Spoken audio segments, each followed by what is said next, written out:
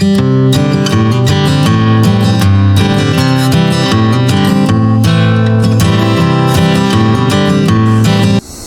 everyone, I hope you're doing well today. I'm Taffany and I want to welcome you into my garden.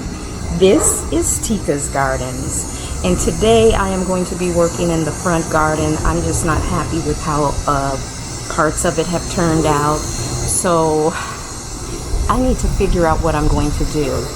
I have a couple of azaleas that didn't make it, so I ran this morning to the garden center, to Houston Garden Center, because they have a half off on all their shrubs and trees. So I got some replacements, but a bigger size, to hopefully that will give them more of a head start in their growth. And now that the weather's cooler, a little bit cooler, they should be able to adapt better and their roots really get established before the next year's season comes and the hot weather comes.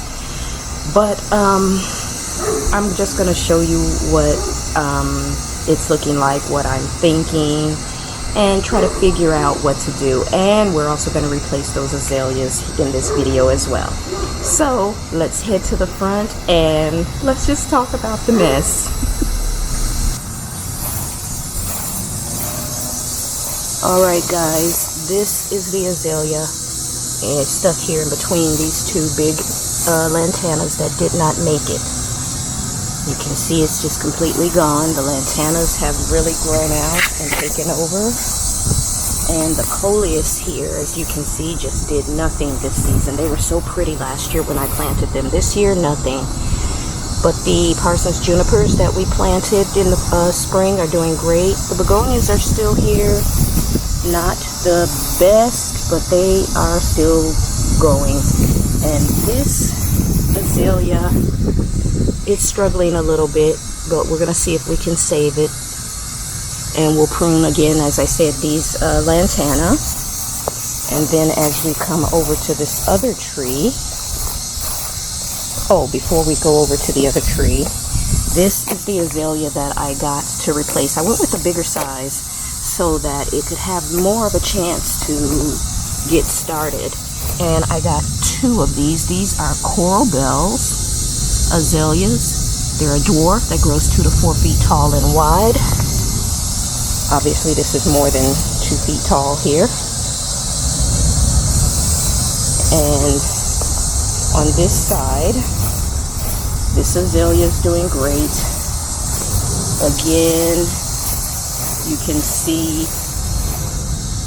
nothing from the coleus. The begonias are just as bad here as well.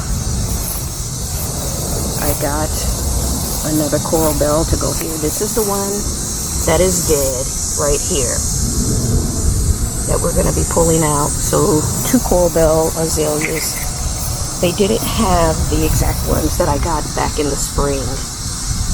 And the begonias here are doing pretty decent, not the greatest. But again, the coleus, nothing. So we're going to work with that. The birds are done in this sunshine ligustrum. So this week we're going to get it pruned up. You can see it's pretty massive. So the cardinals and their babies are gone. And over here, almost forgot. We're going to be pulling up what's left of these New Guinea impatiens and preparing to put out fall flowers.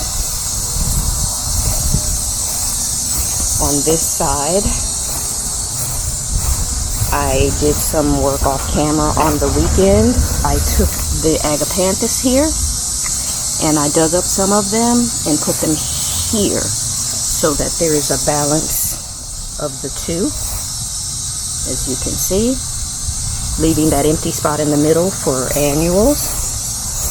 And the shrubs are doing good. This coleus is massive right here. Look at that. Gorgeous. These green coleus really did good. But the coleus back here, while they did grow, they're not the greatest in height. But I'm gonna probably dig those up and use those around the tree. See how they survive. The sun is not the best up here right now, but we're gonna work with it. And then of course the flowers and Mexican heather hedge on this side are looking fantastic. So let's get these dead azaleas out. Let's get the new azaleas in, do some pruning, and figure out what else to do up here.